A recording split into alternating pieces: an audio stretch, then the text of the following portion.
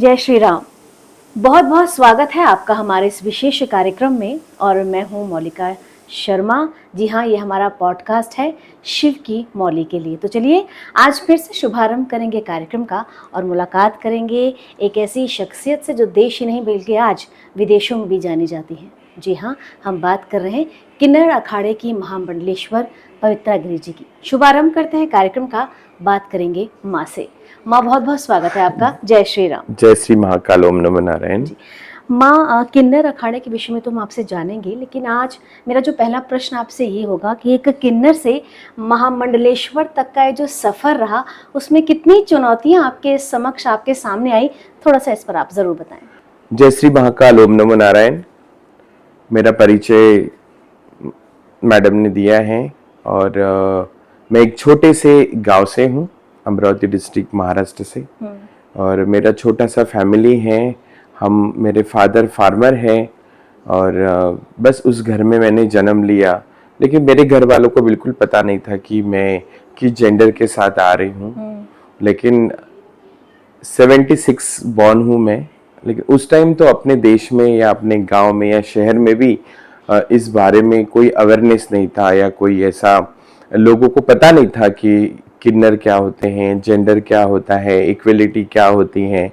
लेकिन एक छोटे से गांव में पैदा होने वाला बच्चा एक अपने जेंडर के साथ पैदा हुआ और जिस माँ बाप को उसके बारे में कुछ भी पता नहीं, और लेकिन दुनिया में इतना पता था कि हिजड़ा हैं, किन्नर ये नाम भी पता नहीं था कि हिजड़े आते हैं, ताली बजाते हैं। और ऐसे जब बच्चे पैदा होते हैं तो उनको अपने आप ले जाते हैं, उनको पता चल जाता है कि इनके घर में ऐसा बच्चा हुआ है। लेकिन मेरे घर में ऐसा कुछ भी नहीं हुआ है। मेरे घर वाले बिल्कुल शांत स्वभाव के, एकदम सरल। उनको इस चीज के बारे में, इस लोगों के बारे में या अपने घर में कैसा बच्चा पैदा हुआ, इनके बारे में भी कुछ नहीं। क्योंकि जैसे मेरे भाई बहन पैदा हुए हैं वैसे ही मैंने भी जन्म लिया।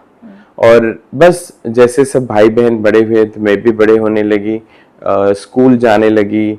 मेरा थोड़ा सा एक्टिविटी एक फेमिनाइन था, एक लड़की जैसे था। क्योंकि हमेशा मुझे लगता था कि जो मेरी सिस्टर बहनें जो पहनती है कपड़े, साड़ी पहनती है, फ्रॉक पहनती है, लिपस्टिक लगाती है, तो मैं क्यों नहीं कर सकती। लेकिन मेरे में जो भाव था वो एक महिला का था और मैं हमेशा खुद को कोसती थी कि मैं ये क्यों नहीं कर पा रही हूँ। क्योंकि मुझे तो पैंट शर्ट पहनाया जाता था, क्योंकि मेरे घर वालों को पता ही नहीं था ना। और जैसे जैसे मैं बड़ी हो रही थी तो कहीं ना कहीं मेरी बड़ी सिस्टर को, मेरे बड़े भाई को, या मैं जब बाहर निकलती थी तो मेरा बात करने का स्टाइल, चलने का स्टाइल, तो ये कहीं ना कहीं मेरे घर वालों को और मेरे भाई लोगों को पता चल रहा था कि कुछ तो है। क्योंकि कोई भी आके बताता था घर में कि तुम्हारा भाई तो ऐसी बात करता है, तुम्हारा भाई तो डांस ही करने लग जाता है। तो कहीं ना कहीं घर आके मुझे हमेशा पनिशमेंट हुआ करती थी कि तुम क्यों ऐसे करते हो, तुम क्यों ऐसा रहते हो। लेकिन मैं उस बारे में कुछ भी टेंशन में नहीं रहती थी, या मुझे कभी वो प्रेशर नहीं आया कि ये लोग मुझे रोज डांटते हैं, मुझे ये लोग ऐसे क्यों बोल रहे हैं। क्योंकि अभी मुझे पता चला है कि जेंडर के बारे में उस वक्त किसी को कुछ पता ही नहीं था। हमेशा एक मिसकंसेप्शन था कि हिजड़ा लोग आते हैं, किन्नर लोग आते हैं और ऐसे बच्चे को अपने आप घर से ले जाते हैं। लेकिन ऐसा कुछ नहीं हुआ। मैं कॉलेज जाने लगी, स्कूल खत्म हुआ, 10th की एग्जाम दी और मेरे सिस्टर का कहना था कि तुम पहले एजुकेशन कर लो, पढ़ाई करो पहले। मुझे नहीं पता था कि मैं हिजड़ा हूँ, किन्नर हूँ, मेरे कितने नाम हैं। मुझे तो समाज ने बताया कि तुम हमारे बच्चों से अलग हैं, हम अपने खुद के भाई बहनों से अलग हो, तो तुम कहीं ना कहीं इस दुनिया से अलग हो। तुम तो लड़की जैसे बात करते, तुम तो कहीं हिजड़ा तो नहीं हो, तुम तो कोई किन्नर तो नहीं हो, तुम तो कहीं गे तो नहीं हो। तो आपके मन में क्या विचार आते थे उस दौरान में? आप क्या सोचती थी? मैं खुद को दोष देती थी कि हाँ, मैं सबसे अलग हूँ, मेरे भाई बहनों से अलग हूँ। लेकिन कहीं ना कहीं मैं उस बातों से खुश थी कि मैं सबसे अलग हूँ। क्योंकि मेरी जो भावनाएं थी, मेरा जो विश्वास था, कॉन्फिडेंस था, मैंने कभी पीछे पलट के नहीं देखा कि किसने मुझे गाली दिया, किसने मुझे हंसा, किसने मुझे चिढ़ाया। लोग ऐसे करते थे आपके बिल्कुल साथ? बिल्कुल बिल्कुल करते थे। मैं जैसे घर से बाहर निकली, वैसे ही लोगों का, मेरे कजन्स लोगों का, मेरी चाची लोग मुझे बोला करते थे कि अरे तुम क्या ऐसे लड़की जैसे रहते हो, क्या लड़की जैसे बात करते हो, तुम सबसे अलग हो घर में, तुम घर से बाहर मत निकला करो, तुम्हारे वजह से हमारी बदनामी होती है, लोग हमें आके बोलते हैं।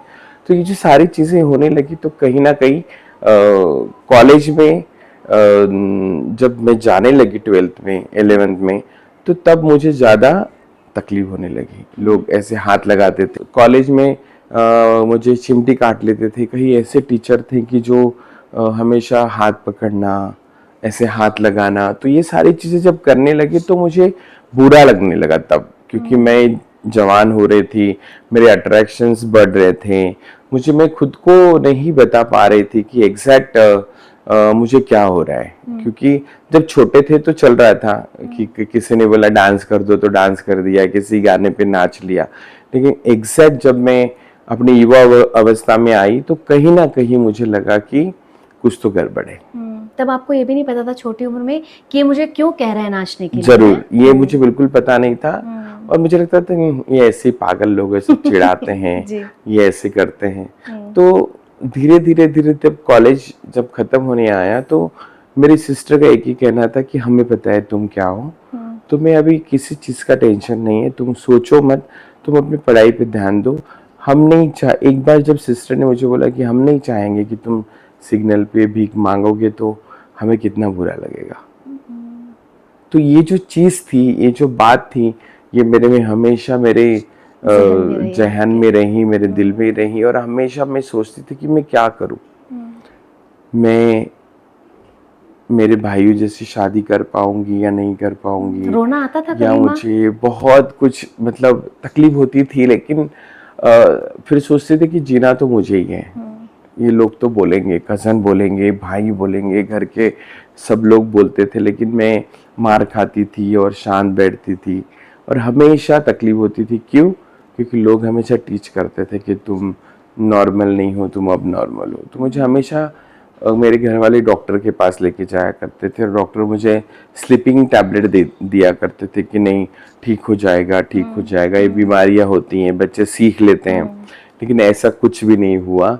एग्जैक्ट में जब मेरा 12th खत्म हुआ और मैंने बीएससी के लिए एडमिशन मेरी सिस्टर ने मेरा करा दिया, उसके बाद मुझे लगा कि मैं बहुत ही छोटे से गांव से थी, इसलिए लोगों को इस बारे में पता नहीं। लेकिन जब मैं कॉलेज जाने लगी तो मैं अकेली नहीं थी, मेरे भावना के लोग, मेरे फीलिंग्स जैसी मैं फीलिंग्स रखती हूँ ऐसे फीलिंग्स रखने वाले जो लोग थे वो मुझे मिलते गए। और वो मिलते गए, लेकिन फिर भी मैं ऑकवर्ड फील करती थी कि अरे उनके साथ भी, हाँ उनके साथ भी कि नहीं। लेकिन जब मैं धीरे धीरे मुझे अच्छा लगने लगा कि नहीं, इनसे बातें करनी चाहिए, इनसे मिलना चाहिए, फिर वो एकदम हम लड़की जैसे बात करना, हर कोई चीज में एक इन्वॉल्वमेंट, या मुझे खींच के ले जाना कि तू चल, हमें मूवी जाना है, हमें किसी दोस्तों से मिलना है।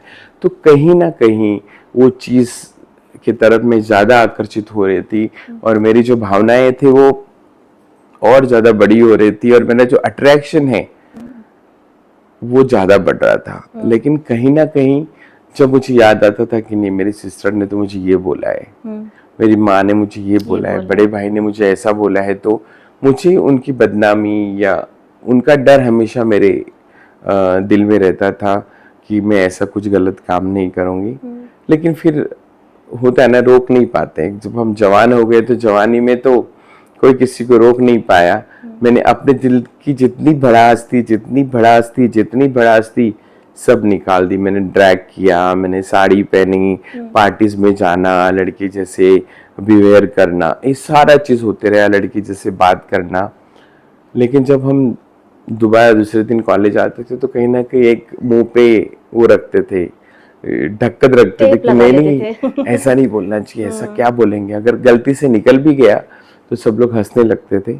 लेकिन वो जो सफ़र था, वो जो टाइम था, वो सबसे अच्छा था, क्योंकि बहुत लोगों से सीखने को मिला, पड़ोसी से सीखने को मिला। दुनिया में पता चल गया था कि यहाँ कोई किसी का नहीं है, सब एक दूसरे के पैर खींचते हैं। मेरा जेंडर है, और मुझे खुद को भी उस बारे में इतना नॉलेज नहीं था कि मैं क्या करूं, मैं किसके पास जाऊं, मैं बाकी लोग कैसे रहते हैं, मैं ऐसा क्यों नहीं रहती हूँ। लेकिन धीरे धीरे जब हम बड़े हो गए, कॉलेज जाने लगे, दुनिया में पता चल गया कि ऐसे लोग होते हैं, किन्नर होते हैं और ताली बजाते हैं। मैंने तो आज तक ताली बजाया नहीं, क्योंकि मुझने कभी सीखा ही नहीं वो चीज़ के लिए, क्योंकि मेरे नसीब में नहीं था कि मैं जाके भीख मांगू, सिग्नल पे खड़ी रहूं। और कहीं ना कहीं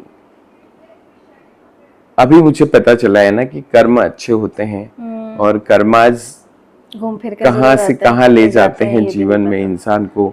और बस ऐसे धीरे धीरे हम लोग देखने लगे कि मेरे जो समाज के लोग हैं, मेरे जैसे जो भावना रखने वाले लोग हैं, वो बेचारे दिन भर भीख मांगते हैं और कितनी प्रॉब्लम्स है सबको। हॉस्पिटल में देखा करते थे कि डॉक्टर हाथ नहीं लगाता था, क्योंकि मैं बीएससी नर्सिंग हूँ नागपुर मेडिकल कॉलेज से। और मेरे घर वालों को लगता था कि मैं बहुत अच्छी सेवा करती हूँ, मैं बहुत अच्छी केयर टेकर हो सकती हूँ। तो सब मेरे पीछे पड़ते थे कि तुम्हें ये करना चाहिए, तुम्हें वो करना चाहिए। मेरी मदर थी कि मुझे इंजीनियर बनना चाहिए, क्योंकि सब कोई बने हैं, लेकिन तुम अलग से कुछ पढ़ाई करो। लेकिन मेरी सिस्टर बोलती थी कि नहीं, ये यहीं पढ़ेगा। जब मेरी सिस्टर ने मेरा एडमिशन नागपुर मेडिकल कॉलेज में किया बीएससी के बाद, तो कहीं ना कहीं मुझे लगा कि अब मैं अकेली नहीं हूँ, क्योंकि अब तक तो मैं सब छोटे मेरे से साथ हैं। तालाब में थी, और तालाब में रहने वाला जो मेंढक होता है वो बहुत चिल्लाता है, क्योंकि वो वहीं का राजा होता है।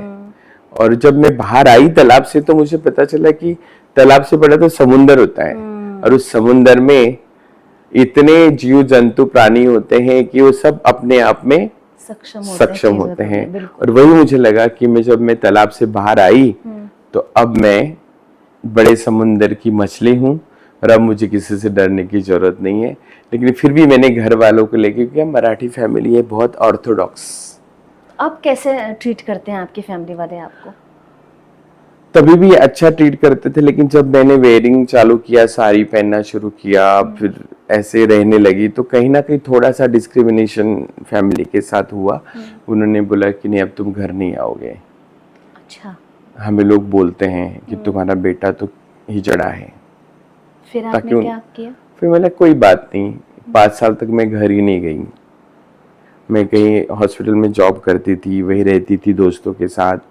फिर मेरे समाज के जो लोग थे, उनसे मिलना जुलना शुरू हुआ, और उस 5 सालों में कहीं ना कहीं लगा कि हमें हमारे लोगों के लिए काम करना चाहिए। तो हमने छोटा सा एक 4 लोग मिलके एक एनजीओ स्टार्ट किया नागपुर में, सारथी।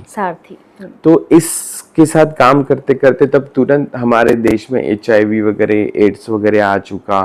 फिर इन्फेक्शंस कैसे बढ़ रहे थे, क्योंकि हमारी कम्युनिटी जो थी, यही कम्युनिटी ऐसी थी कि जो हाइड थी। सेक्सुअली प्रॉब्लम सबको है, हॉस्पिटल प्रॉब्लम सबको है। और कहीं ना कहीं हमारे जो कम्युनिटी को मैंने देखा है, तो कहीं ना कहीं हम लोग चुपके से, हमारे जो, अब इसको क्या बोला जाए, इच्छाएं पूरी होती थी। या मैं अगर मुझे किसी लड़के से बात करनी है, या मैं जिस अवस्था में थी, तो बहुत सारे प्रॉब्लम शुरू हो गए, कि सेक्सुअली प्रॉब्लम शुरू हो गए, कि हिडन पॉपुलेशन ज़्यादा रहता था कि हम लोग क्या करें, कहाँ जाए, किसके साथ बैठे, क्योंकि गुंडाज, पुलिस हम लोगों को खुले प्लेस में बैठने नहीं देते थे। तो ये बहुत सारी प्रॉब्लमें हुई, और पता चला कि HIV एड्स का जो एक धब्बा था, वो सिर्फ हमारी कम्युनिटी पे लगा। तो हमने काम करना शुरू कर दिया। फिर हमने एविड सोसाइटी, USAID, ऐसे बहुत सारी फंडिंग एजेंसीज थी, उनको हमने प्रपोजल लिखे, और तभी ये ब्लास्ट हुआ 377। इसके लिए पूरे देश में लोग काम करने लगे। और हम विदर्भ में, महाराष्ट्र में, हम छोटे से एक शहर में हमने स्टार्ट किया। तो ये पहला हमारा एक NGO था जो हमने शुरू किया, और अब हम पूरी दुनिया में छा गए। Very nice. ये तो आपने बताया अपने NGO के बारे में। अब आप जो उपाधि लिए बैठी हैं महामंडलेश्वर की, जो कि जूना अखाड़े के अंडर ही आता है, थोड़ा इस पर भी आप जरूर बताएं। हम लोग ये मीटिंग्स के लिए वगैरह थाईलैंड जाया करते थे, जहाँ विदेश जाने का बहुत चांस आया। और उसी बीच हमें स्वामी डॉक्टर लक्ष्मी नारायण त्रिपाठी जी मिले, और उनसे मेरा बहुत ज़्यादा लगाव हो गया। मैंने उनको अपना गुरु बना लिया, और इसके चलते चलते 2014 आ गया। सोचा नहीं था कि हम कभी महामंडलेश्वर बनेंगे या सनातन में जाएंगे, क्योंकि उस वक्त इतना अवेयरनेस किसी चीज के लिए नहीं था। मतलब आपके जो गुरु हैं वो त्रिपाठी जी हैं। त्रिपाठी जी हैं, और अवेयरनेस नहीं था, लोगों को पता नहीं था जेंडर्स के बारे में, और घर वालों को पता नहीं था कि हमारे बच्चे कैसे हैं, उनको कैसे पास में रखना चाहिए। लेकिन हमेशा बच्चा पैदा होता था तो किसी किन्नर को दे देते थे, वो स्वयं ही आ जाते हैं वैसे। और फिर जैसे बड़े हो जाते हैं तो वही चौराहे पे कोई टीच कर रहा है, कोई बीचिंग कर रहा है, घर वाले परेशान हैं। मेरे ऊपर वो नहीं आया टाइम कि मैं घर छोड़ के कहीं और समूह रह में पाऊं। जाके रहूं या मैं ताली बजाऊं, नाचूं, ये सब नहीं आया, क्योंकि शायद मेरे कर्म में नहीं था। और मैंने थोड़ा सा कुछ अच्छा किया होगा पिछले जन्म में। जन्म तो किसी ने देखा नहीं है, लेकिन हम विश्वास करते हैं क्योंकि हम सनातनी हैं। बहुत सुंदर। हम जिस देश में रहते हैं उस भारत देश में, क्योंकि हमारी आस्था है, भगवान को हमने नहीं देखा है लेकिन हम रोज सुबह उठे बराबर उनको हाथ जोड़ते हैं। हम हमेशा उनको अपनी इच्छा पूर्ति के लिए हमेशा कुछ ना कुछ मांगते हैं, अपने परिवार के लिए मांगते हैं, खुद के लिए मांगते हैं कि हमें अच्छा रखो। और ये एक हमारी आस्था है। जैसे हम गंगा में स्नान करने जाते हैं, पता है पाप नहीं धुल जाएगा, शरीर सिर्फ शुद्ध होगा, आत्मा नहीं होगी, लेकिन फिर भी हम जाके गंगा में आस्था की डुबकी लगाते हैं और अपने आप को पवित्र बनाकर अपने घर परिवार में आते हैं। तो ये जो आस्था है ये सनातन की है। और जिस धर्म में पैदा हुए हैं, जिस परिवार में हमने जन्म लिया है, जिस माँ की कोख से हमने जन्म लिया है, वो भी माँ उसी भगवान की आस्था रखती हैं, उसी परिवार के लिए सब कुछ करती हैं। नहीं पता था मुझे भी कि मैं कौन से जेंडर से पैदा हो रही हूँ, या मेरे माँ को भी पता नहीं था। लेकिन ये तो जिसके लिए रोज हम हाथ जोड़ते हैं, प्रार्थना करते हैं, उसकी देन है, उसके आगे किसी की नहीं चलती हैं। क्योंकि झुकता है इंसान तो सिर्फ अपनी माँ के सामने और एक भगवान के सामने। और ये चीजें होती हैं क्योंकि जिस चीज के बारे में हमें पता नहीं है ना, तो उस बात के बारे में हम जान नहीं सकते, क्योंकि हमारे बारे में मिसकंसेप्शन इतने फैला के रखे हैं समाज में कि आज मुझे पता चल रहा है कि ये लोग ऐसे होते हैं, इनकी मरते हैं तो इनकी प्रेत यात्रा नहीं जाती हैं, ये करते हैं, वो करते हैं, लेकिन ऐसा कुछ नहीं होता है। जो सनातनी है वो सनातनी है। सब अपने अपने धर्म के हिसाब से, सब अपने अपने धर्मों को फॉलो करते हैं, अपने भगवान को मानते हैं और अपना जीवन जीते हैं, जी अर्जित करते हैं। माँ, जैसे आपको महामंडलेश्वर की उपाधि मिली है तो इसके लिए भी कोई प्रोसेस था? मतलब पहले आपने सनातन की कोई शिक्षा दीक्षा ली थी? किन्नर अखाड़े में किस तरह से प्रोसीजर चलता है, थोड़ा सा आप हमें ये बताएं। नहीं, हाँ, जैसे 2014 में हमारा थर्ड जेंडर का हमें कॉलम मिला अदर का, तो कहीं ना कहीं थैंक्स टू मोदी जी, और उसके पहले हमने सारी पॉलिटिकल पार्टियों के पास जाके हमने अपने लिए हमारे बिल मांगे कि हमारे बिल लोकसभा में पास हो, हमारे बिल ये हो जाए, लेकिन किसी ने ख्याल नहीं दिया। और 2014 में सबसे पहले हमारा जीआर पास हुआ कि मेल, फीमेल और अदर। जब अदर बोला गया तो मुझे तो पता है कि मैं तो इसी आंगन का हूँ, मैं इसी झाड़ का फूल हूँ, यही मेरे माँ बाप है। उसके पहले ऐसा लगता था कि हम ये इस दुनिया के है ही नहीं, इस देश के है ही नहीं। और कहीं ना कहीं 2014 के बाद पूरा देश बदलने लगा, तो साथ साथ में हमारा समाज भी बदलने लगा। हाँ, थोड़ी त्रुटियां हैं। और उसी वक्त हम दिल्ली में थे और कहीं ना कहीं मैं, माँ लक्ष्मी जी, किसी ने हमको ऐसे ही बताया कि कोई महाराज है जो सनातन के लिए एक अखाड़ा बनाना चाहता है और उज्जैन जाना पड़ेगा उसके लिए। जब हमें घर वापसी हमारी हो ही गई 2014 में, तो हम सबने सोचा कि हमें मंदिर जाना चाहिए।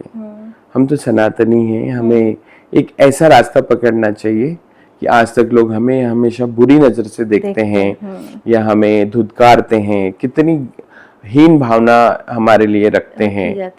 तो कहीं ना कहीं वो एक दिन 2013 में हमने ये इसका 3 लोग, मैं, माँ लक्ष्मी जी और अथर्व जी, हमारे एक और कलीग थे, हम उज्जैन आए। और जिन महाराज ने हमें बताया कि हम चाहते कि आप सब मिलके एक अखाड़ा शुरू करें। 13 अखाड़े तो हैं ही सनातन के। जी। शंकराचार्य ने 32 साल की उम्र में 4 अखाड़े बनाए थे ताकि सनातन का प्रचार करे। लेकिन 4 के 7 हुए, 7 के 13 हुए और 13 में एक 14वां ऐसा हुआ कि आज भी लोग नहीं चाहते कि ये अखाड़ा रहे। किन्नर हमसे आगे नहीं जा सकते, किन्नर तो गलियों में ही अच्छे लगते हैं। लेकिन कहीं ना कहीं ये जो किन्नर की गाथा थी, ये दुनिया को सबको पता थी कि किन्नर उपदेवता में आते हैं, ब्रह्मा जी के अंश हैं, शिव जी के गण हैं। लेकिन कहीं ना कहीं धर्म ने भी हमें एक साइड रखा। और समाज तो समाज ही है। समाज तो कभी अच्छा भी देख नहीं पाता है, बुरा भी देख नहीं पाता है, दोनों तरफ से बात करता है। लेकिन वो ताकत भगवान की जो आस्था हम रखते हैं, जो भगवान को मानते हैं, हम तो शिव जी हमारे इष्ट हैं, हम तो शिव जी की पूजा करते हैं। उस वक्त लगा कहीं ना कहीं अब जीने का फायदा है और अब हमें जीना पड़ेगा, भले कोई साथ हो ना हो। हम खुद ही आगे बढ़ेंगे तो सब पीछे रहेंगे, क्योंकि कोशिश करने वाले की तो हार होती नहीं। और हमने वो कोशिश करके देखी कि इस बार हम भी हम अखाड़ा 14वां अखाड़ा का हम तैयारी करेंगे। और जितने हमारे समाज के लोग थे सबको हमने इनवाइट किया, सबसे हमने मीटिंग की। और लेकिन जिसको आना था वो आया, क्योंकि इसमें भी हर एक धर्म में आज मुस्लिम हैं, आज ईसाई हैं, तो ऐसे अलग अलग धर्म के हमारे किन्नर है। तो हिंदू के बच्चे हैं, लेकिन अपने पेट पूजा के लिए उन्होंने हमेशा अपने धर्म चेंज करने पड़े। क्योंकि हिंदू जो किन्नर है वो हमेशा कभी भीख मांगने नहीं गए, या उनका ऐसा कोई लेवल नहीं बना था जब से लेके आज तक भी। तो अगर मुझे इस गली में भीख मांगना है और इस गली का जो मेन गुरु है वो मुस्लिम है, तो मुझे मुस्लिम धर्म लेना पड़ा। अच्छा है ना। तो ये चीज हमारे बच्चे करने लगे। तो लेकिन हम लोग चाहते थे कि नहीं, हमारे हिंदू के बच्चे वो हिंदू रहें, और जो हिंदू के बच्चों ने धर्म लिए हैं वो वापस अपने घर में वापस आए। क्योंकि अभी तो हमें सब कुछ मिल गया, बिल्कुल जेंडर मिल गया, हमारे माँ बाप मिल गए, हमें हमारे रहने का अधिकार मिल गया, हमें प्रॉपर्टी मिल रही है। क्योंकि पहले तो ऐसा था कि बच्चे छोड़ के जाते थे, भाई बहन ऐश करते थे, क्योंकि सबसे बड़ी तो पूंजी वही है माँ बाप की। तो कहीं ना कहीं वो चीज जहान में खुद को तैयार करती रही, कॉन्फिडेंस बढ़ाती रही कि अब तो मैं इसी माँ की गोद कोख से पैदा हुई हूँ, अब मुझे कौन रख सकता है। अब आप कैसा फील करती हैं? मैं बहुत अच्छा फील करती हूँ। और लेकिन फिर भी थोड़ी थोड़ी त्रुटियां हैं, क्योंकि समाज है, और समाज कभी ना अपने घर वालों से दूर होता है। क्योंकि मेरे घर परिवार जो है वो भी एक समाज में आता है मेरे लिए। कि कहीं ना कहीं आज भले हम बोलते हैं कि हमें मान नहीं सम्मान चाहिए, आज मैं बड़ी उपाधि पे बैठी हूँ, आज हमने अखाड़ा शुरू किया, आज हम लोग 3000 हो गए। लेकिन कहीं ना कहीं जब भी हम फैमिली में आज भी जाते हैं तो थोड़ा सा एक हिचक रहती है, हमें भी रहती है, घर वालों को भी रहती है। नहीं अभी मत आना, अभी तो वो भाभी के मम्मी पापा आ रहे हैं।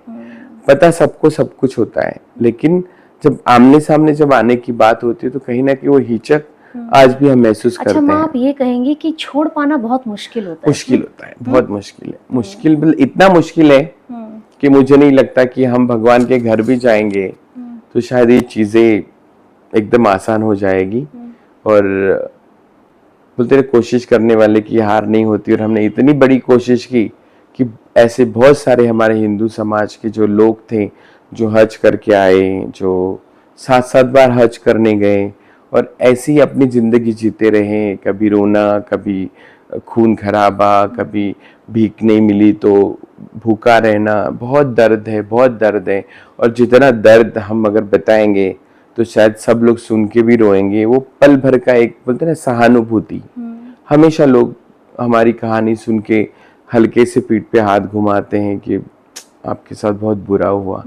बस 5 मिनट हॉल से बाहर निकलने बाद सब कुछ भूल जाते हैं, खत्म हो जाता है। लेकिन अभी मुझे लगता है कि अभी हम वो रोना नहीं रोना चाहिए। जो हो गया लाइफ, जो कल बीता वो कल था, लेकिन आने वाले कल के बारे में जब हम सोचते हैं तो हमारा जो फ्यूचर है वो सबसे ज्यादा अच्छा ब्राइट है, क्योंकि हम उपदेवता में हैं।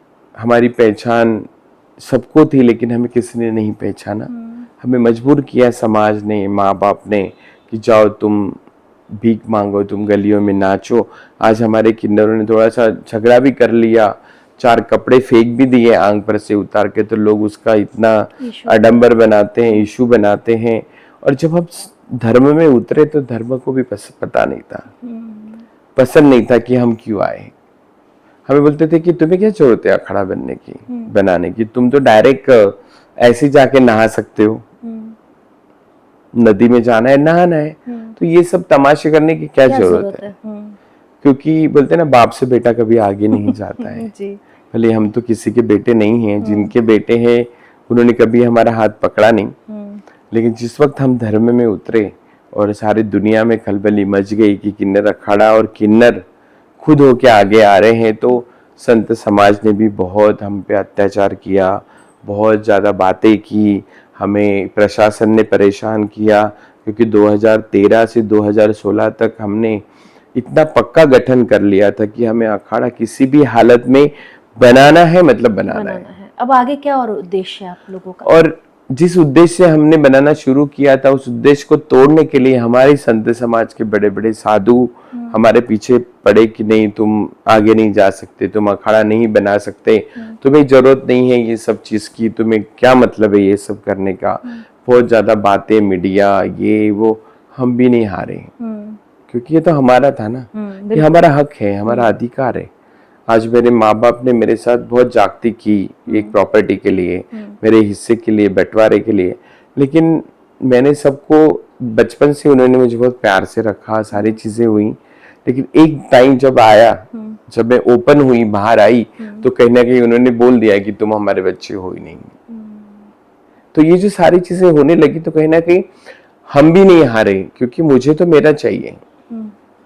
अगर मैं मेरे भाई बहनों जैसा होता तो मेरी भी शादी होती, मेरा भी घर होता, मेरे भी बच्चे होते, बिल्कुल परिवार होता, पूरा परिवार होता, और मैं परिवार के साथ ही रहती। लेकिन कहीं ना कहीं जिस परिवार ने लास्ट में ठुकरा दिया, उस परिवार में बीच में जाकर अपने लिए लड़ना, अपने सुख शांति के लिए लड़ना, अपने अधिकार के लिए लड़ना, ये सबसे बड़ा एक हमारे लिए एक टास्क था। और आज हम सभी समाज के लोग, मैं अकेली नहीं, मेरे जैसे हजारों लोग हमारे समाज में हैं, और वो बेचारे आज भी अपने माँ बाप से वंचित हैं। और मैं हमेशा सबको बोलती हूँ कि अपने बच्चों को कभी तुम अपने आप से दूर मत करो, क्योंकि ये अपनी है। जैसे मेरे भाई बहन जिस कोख से पैदा हुए हैं, उसी कोख से पैदा मैं भी हुई। मैं अलग से मुझे उठा के लाया नहीं कि मैं आसमान से नहीं गिरी हूँ, लेकिन फिर भी माँ बाप नहीं सुनते हैं, क्योंकि सबको अपनी इज्जत की पड़ी होती है, लेकिन जो अपने बच्चों से बड़ी इज्जत किसी की नहीं है। हमेशा मैं सबको बोलती हूँ, मेरे घर वालों को तो आज भी बोलती हूँ, देखो घर वाले हैं, उन्होंने जन्म दिया है। माँ की याद आती है आपको? आती है। मैं तो 5-6 साल से नहीं मिली हूँ मम्मी से, गांव में रहती है, लेकिन कहीं ना कहीं वो हिचक, गांव में जाना भी ऐसा होता है ना कि आ गए, देखो इनका बेटा तो ये हो गया। आज मेरी मम्मी को कोई बोलेगा कि अरे देखो तुम्हारा बेटा शादी नहीं कर रहा है, तो उसको बहुत बुरा लगता है ना, कि वो बोलती है तुम्हें सब कुछ पता होने के बाद भी तुम मुझे पूछते हो। फिर एक बार ये भी बोल देती है कि मैंने बनाया लड्डू है ना, वो टेढ़ा है या मेढ़ा है, खाना तो हमें ही है, कोई पड़ोसी तो मुझे खाना खिलाने वाला नहीं है। तो ऐसी बहुत सारी विडंबना है समाज की, और आज समाज कहीं ना कहीं इस पद पे देखता है तो सिर्फ शौकिया तौर पे देखने आते हैं लोग। ठीक है, किन्नर का आशीर्वाद लगता है, या राम जी ने हमें बहुत बड़ा आशीर्वाद दिया था कि कलयुग में तुम राज करोगे, और तुम जिसके भी सर पे हाथ रखोगे उसका कल्याण हो जाएगा, उसका कल्याण होगा। लेकिन जो आशीर्वाद लेने आता है ना, तो ऐसी भावना रख के आज भी आता है कि वो पैर भी छुएगा तो शायद ही मेरे पैर को खुजली कर देगा, अच्छा, या हाथ मिलाएगा तो हाथ को ईचिंग करेगा। तो जो नजरें हैं आज भी नहीं बदल रही है। हम फिर भी हम बोलते हैं कि देखो समाज कितना बदल रहा है। आज मैं जिस पद पे बैठी हूँ उस पद पे उसका कितना बड़े गरिमा है उस पद की। बिल्कुल। जब हमने इतना कुछ सहा है इस अखाड़े के पीछे, और हमने आज इतने लोगों को जमा किया है, और हमने एक नया वो बनाया है, मतलब नया आविष्कार ही बोल सकते हैं कि जो गली में भीख मांगते थे, नंगे होते थे, झगड़ा करते थे, वो आज भगवान की जगह पे बैठे, ताकि नई रचना कहा जाएगा, नई रचना। और आज फिर भी लोग नहीं, ये तो कमाने के लिए बैठे, यहाँ पर भी कमा रहे, गलियों में जाके भी कमाते हैं। लेकिन देखो, पैसा सबको चाहिए, उसके बिना जीवन नहीं है। कोई सन्यासी भी होगा तो वो बिना पैसे का या बिना कमाए कुछ नहीं होता है, क्योंकि आज इतने मिसकंसेप्शन है, इतनी हमारे देश में कि लोग कितना चूतिया बनाते हैं पूजा पाठ करके, ये हो गया तुम्हें, वो हो गया, ये पैसा लूटते हैं, लूट के चले जाते हैं, कितने लोगों को, अच्छे अच्छे परिवारों को बर्बाद करते हैं। रोज चोरियां होती हैं, लोगों के पास काम नहीं है, कैमरे लगने के बाद भी लोग चोरियां करते हैं। उनको पता है, चेन खींच लेते हैं, कितना कुछ होता है। लेकिन हमारा एक धर्म है सनातन, उससे बड़ा कोई नहीं है। बिल्कुल, बहुत और आज जिस रास्ते पे हम चले हैं, उस रास्ते पे हमेशा हमारे लिए सम्मान है, फूल बिछे हुए हैं। लेकिन समाज के कुछ ऐसे तख्ते के लोग हैं जो एकदम ही नीच होते, वो हमेशा वैसे ही रहेंगे। तो उन लोगों को क्या कहना चाहेंगी, संदेश क्या देना चाहेंगे आप उन लोगों को? उन लोगों को संदेश देकर भी कोई बदलने वाला नहीं है। अगर वो सच में अपने आप को इंसान समझते हैं, भगवान समझते हैं, या भगवान को मानते हैं, तो उन्होंने अपनी सोच को बदलना चाहिए। हमारे जैसा जो बच्चा है, वो किसी के भी घर में पैदा हो सकता है। वो बोलकर नहीं आएगा कि मैं किस जेंडर के साथ आपके घर में आने वाला हूँ और जन्म लेने वाला हूँ। इसीलिए अपने बच्चों की कदर करो, अपने आसपास के लोगों की कदर करो, खुद का ख्याल रखो, और अपने आसपास के लोगों का भी ख्याल रखो, और अपने परिवार का भी ख्याल रखो। शायद इसमें तुम्हें कुछ ना कुछ भगवान थोड़ा आशीर्वाद तो देगा, ताकि तुम्हारा आने वाला जो जीवन है वो एकदम सबसे अच्छा जाए, तुम स्वस्थ रहें, हमेशा मस्त रहें। तो यही समाज को हमेशा बोला जाता है कि अपने बच्चों को दूर ना करें। लेकिन पता नहीं, समाज है, समाज को हर चीज एक नयापन चाहिए। अगर एक किन्नर महामंडलेश्वर बना है, आचार्य बना है, तो उसको देखने के लिए भीड़ लगाते हैं, लेकिन उसके बारे में नहीं सोचते हैं कि कितना मेहनत किया। आज हम गली में भी जाते हैं तो कितना मेहनत करना पड़ता है। लोग बोलते ना हमेशा कि जो दरवाजे हमारे लिए हमेशा बंद होते थे, आज कहीं ना कहीं छोटे तबके में वो खुल जाते हैं कि चलो आके पैर छूते हैं, आशीर्वाद लेते हैं। ये तो भगवान की देन है। माँ, मेरा आखिरी प्रश्न आपसे ये है कि काफ़ी सारे ऐसे किन्नर हैं जिनको ये मौका नहीं मिला, क्योंकि आपकी किस्मत थी, आपके कर्म अच्छे थे, आपको संग अच्छा मिले। तो उन जो बचे हुए जो लोग हैं, उनके लिए क्या आप लोग कार्य कर रहे हैं आगे के लिए? हमारा जो किन्नर अखाड़ा है, हमने हमारे बच्चों के लिए खोला है। हमारे समाज में बहुत ज़्यादा अनएजुकेटेड लोग हैं। हमारे समाज के बारे में अगर आप सुनेंगे कि आज तक वृद्धाश्रम नहीं है, ओल्ड एज होम नहीं है, लेकिन समाज में आप जाओ, वहाँ पे ओल्ड एज में अपने बच्चे, अपने माँ बाप को ओल्ड एज में पैसा दे के रखते हैं। लेकिन हमारे समाज में हमारे गुरुओं की मरने तक हम लोग सेवा करते हैं। हमारा कोई ऐसा ओल्ड एज होम नहीं होता है।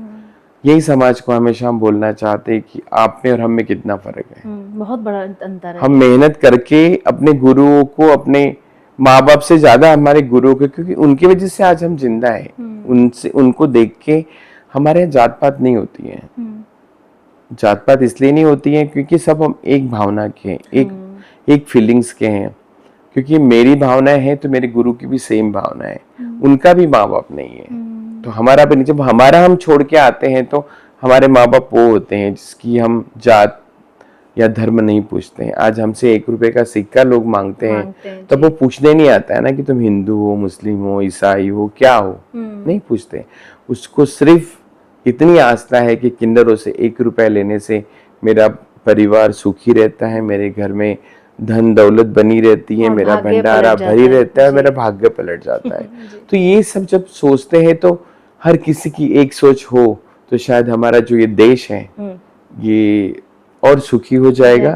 और आज जिस तरीके से हम लोग इस धर्म को लेके चल रहे हैं, सनातन को, देखो आज के सनातनी ऐसा बचा हुआ है कि जिसमें शिष्य गुरु परंपरा है। बिल्कुल बाकी धर्म में तो कुछ नहीं है, कुछ नहीं है, बिल्कुल बिल्कुल ही नहीं है, क्योंकि बुद्ध जी चले गए, सम्राट चले गए, इस्लाम में तो कुछ ऐसा है ही नहीं, बचा ही नहीं, लेकिन जी। जो बचा है वो सनातन में है।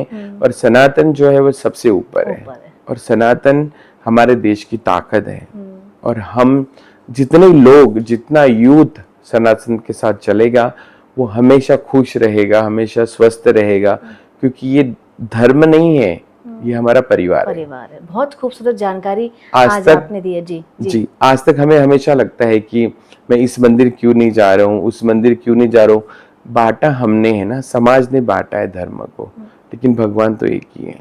जिसके आगे चाहे मस्जिद जाए तो भी वो झुकते हैं, चर्च जाए तो भी झुकते हैं, और हम लोग हमारे मंदिर जाएंगे सनातनी तभी झुकते कि भगवान तो एक ही है, बांटा तो हमने है। बहुत सुंदर जानकारी आज इस पॉडकास्ट के जरिए आपने हमें और साथ ही साथ हमारे तमाम दर्शकों को दी है। आपकी तमाम जानकारियों के लिए बहुत बहुत शुक्रिया। जय श्री राम। जय श्री राम। जय श्री राम। आज के इस पॉडकास्ट में आप हमें दें इजाजत, लेकिन आपको ये पॉडकास्ट कैसा लगा ये आप हमें जरूर बताइएगा। अभी हमें दें इजाजत। जय श्री राम। जय श्री राम।